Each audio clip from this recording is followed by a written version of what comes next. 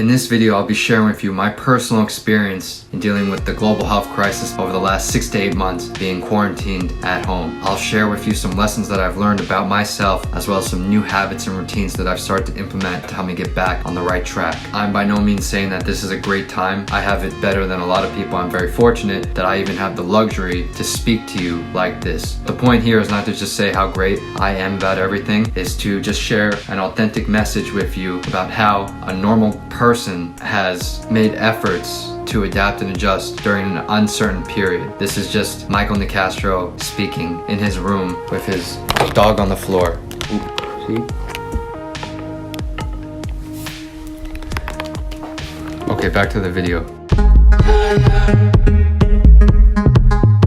Some new routines and habits that I've used to become more grounded. I've started to meditate twice a day. I've done that for the past 4 months now. And when things don't necessarily work out, or so-and-so says this to me, I'm more calm. I use a guided meditation where I simply just close my eyes. I try to do it when I wake up in the morning and then before I go to sleep. Also, I've started doing cold showers. I know a lot of people do that and it's the cool thing to do. There's some health benefits that you can read about and stuff. I'm not going to go into that, but it really shocks me and wakes me up in the morning. Good morning, guys. Just woke up. I'm about to take my daily cold shower, and yeah, let's do it. 1, 2,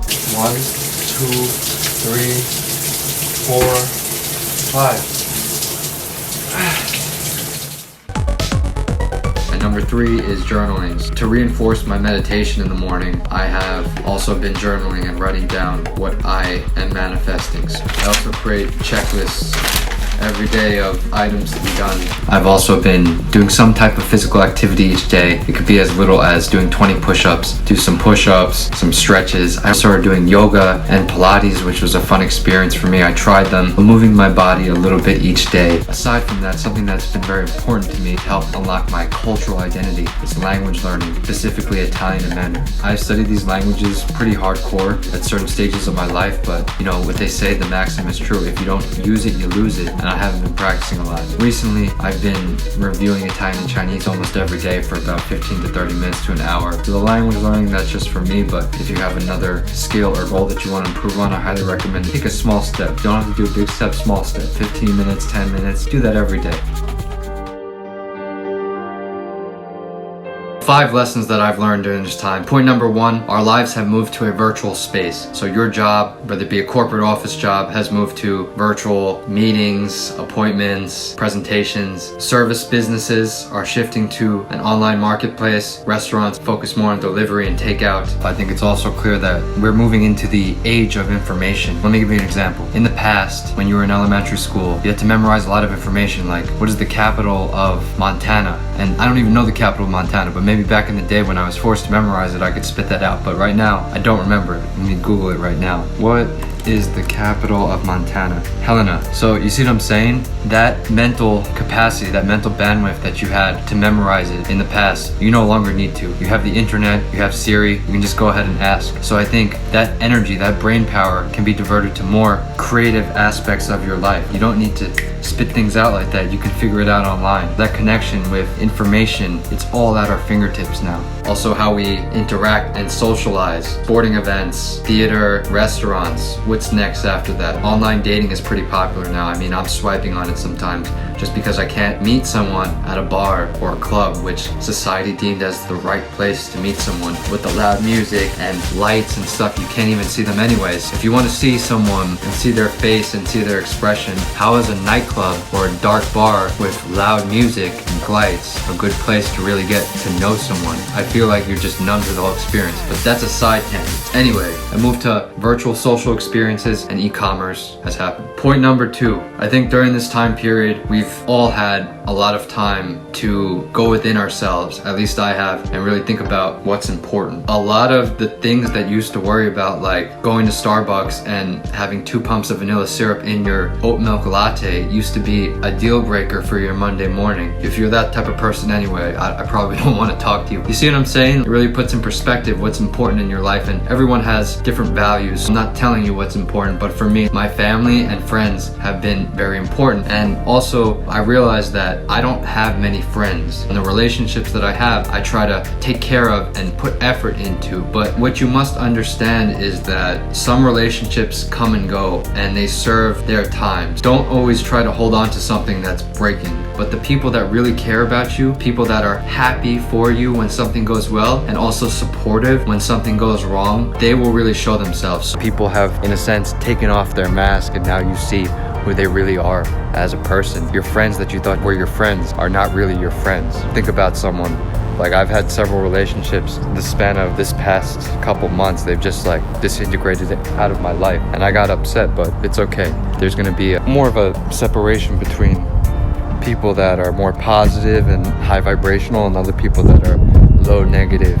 I'm not saying choose your side, but just don't get bent out of shape when people reveal themselves. Family is important. I've been spending a lot of time with my grandmother cooking, learning her recipes. This is something that I wanted to do for a long time, but now I've actually had the opportunity, so I'm blessed. I take precaution, I wear a mask when I'm with her. But this is something that we used to take for granted, like your own grandmother. How often do you see her? Fortunately, I live with her now, and people always say like, oh, I'm living at home, like it stinks. Nothing is good or bad, it's like how you perceive it. I prioritize relationships and human connection. My family and friends are the most important. Point number 3 is about my career. And what I've learned is that your job, whatever you do, whether you do finance, you work in a restaurant, you're a fashion designer, it doesn't define who you are as a person. In the past, I've attached my self-worth and my identity to my job. To give you an example, I used to work in a restaurant. I was a server, bartender, manager. I put in so much effort to work at this restaurant that I had no other life outside of the restaurant. All my friends were in the restaurant. I spent 80% of my time in the restaurant. That was all I had. That was all I was. I think a big thing that happened is that when this coronavirus started getting heated and,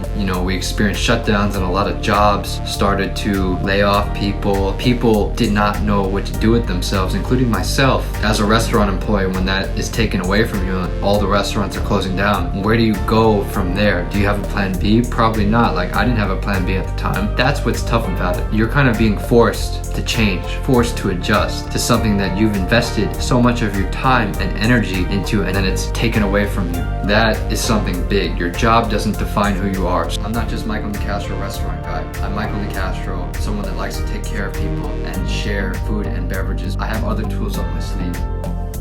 I like other things. When I was younger, I wanted to be 3 things. The Red Power Ranger, I'll show you.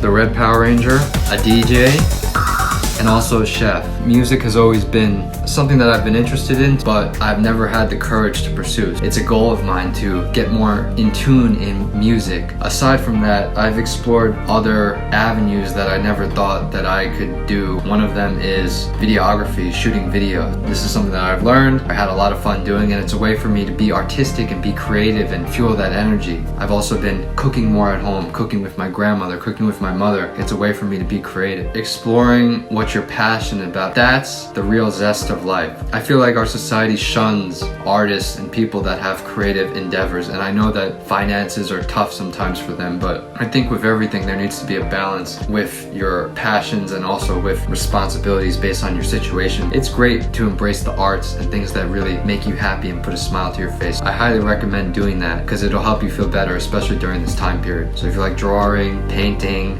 Point number 4, back to having a lot of time to think and really be introspective. I've thought a lot about my relationships and decisions in my life that I feel like I've learned a lot from, but a lot of the pain and guilt has kind of resurfaced during this time period as I've had a lot of time to rethink my choices and my decisions. With the state of how the world is, a lot of people, myself at certain points, have thought, what if I did this or what if I did that? It's just a negative loop. I brought myself down to a really low point where I felt so much guilt and pain from my last relationship, and I was making this myself. It just made everything worse. I've had this time to cope with myself and understand what I've done, and I've talked to a lot of people, friends, family. A friend from high school, he's a therapist. We have weekly talks together. Been able to move forward with my life. The the biggest lesson that I've learned, number 5, that I'll use to summarize what I'm saying is the ability to adapt and adjust. Life doesn't always go so smoothly, and just because you're a nice person doesn't mean that everything's gonna work out always in your favor. I wish I knew that. Going back to relationships, during this time period I've tried to start several businesses, and my business partners, we haven't seen eye to eye, and I didn't do a good job of setting expectations with these people who were my friends, and a lot of the relationships have been severed. I've learned that it's okay, things are not always going to go out how you want it, but can you learn from it? And I don't want the same thing to happen again, and I want to be a better person from it. I've tried many things during the last 8 months. Back in March, I created a restaurant reopening strategies handbook where I compiled a list of information that I researched personally, as well as contacted my friends in Taiwan, South Korea, and Singapore. Some of my friends have restaurants there, and they were operating during the pandemic, which was a little bit earlier. I got a lot of information. I created this manual. I created my first website. I was super pumped. Did this all myself. Spent like 100 hours probably. No one took me seriously. I contacted so many people. No one took me seriously, but I learned a lot from that experience. After that, started with video content on YouTube. I had a little series in Chinatown with my friend Jeremy. Shout out to Jeremy. Good texture. It's almost like Italians would say al dente. You know about al dente, Jeremy? Nice. No, I'm kidding. I'm gonna eat it without any sauce, see how that tastes. Very decorative, just like the menu. Peanut butter, hoisin sauce, a little soy sauce. This smells like beef. Right there, see? This is without soy sauce, so we're gonna add some soy sauce. Chinatown businesses, restaurant, every business is a tough time. We want to support them. So, yep. Good amount of soy sauce. Oh, beef is good. This one's good. This one melts in your mouth. A lot of anti-Semitism and racism. I am half Chinese, so it's an important area to me. After that, I focus more on virtual cooking classes. Forgot I'm also trying to sell cinnamon buns now. I've had high points, I've had low points. The money hasn't really come in. I have to remind myself that things take time, and we're in the age of social media where things happen like that, but that's not how life works. During the 6 to 8 months, it's been a tornado of emotion, and I'm sure some of you feel the same way too. The ability to adapt and adjust, that's the secret to life. As closure, I got up and close for you. I challenge you to change your mindset, to embrace positivity. Be open to change, be open to new things. And if you can do that, look for the positive when things are miserable, you're on the right track. And it's not easy. I struggle with it too. I think it's really important as human beings to be open to addressing your feelings and really dealing with them, not avoiding them. Especially as men too, we're told to be masculine and not share our emotions and feelings. But I think in order to have control of your feelings, you should be able to talk about them. You should be able to express how you feel. I think a lot of pent-up frustration is from holding it in and not dealing with it, not addressing the problem. A lot of the disparities in our society are being exposed. Poor working conditions, how we treat other people, racism, it's being exposed, it's being highlighted, and people are fed up. It's like a pot of boiling water. It's getting hotter and hotter and hotter, and then it tipped, it overflowed. You saw that back in the springtime of this year with all the protests and stuff, and rightly so. I mean, people are just fed up with a lot of things happening in our society. Whatever you're predisposed to believe, you can be stuck or you can think of it in a different way, because things are changing whether you like it or not. I mean, that's just the law of nature. We have the changes of seasons. Change is inevitable, but it's how you respond to the change. And don't take my word for it. Do some research, understand what makes sense to you. If you think I'm crazy, that's okay. Just sharing my opinion. I hope you enjoyed this video of me ranting. Leave a comment below. Tell us what you learned in 2020 about yourself. Maybe it could help other people. Please like, comment, and subscribe if you found any value in this video. If you want to support me on this new path that I'm choosing to be a content creator, anyone could be a content creator now, or an influencer. So I'm just a regular guy talking in front of my phone. You can do this too, so please subscribe to my YouTube channel. It would help me out dearly. Take care, stay safe, and best of luck in 2021.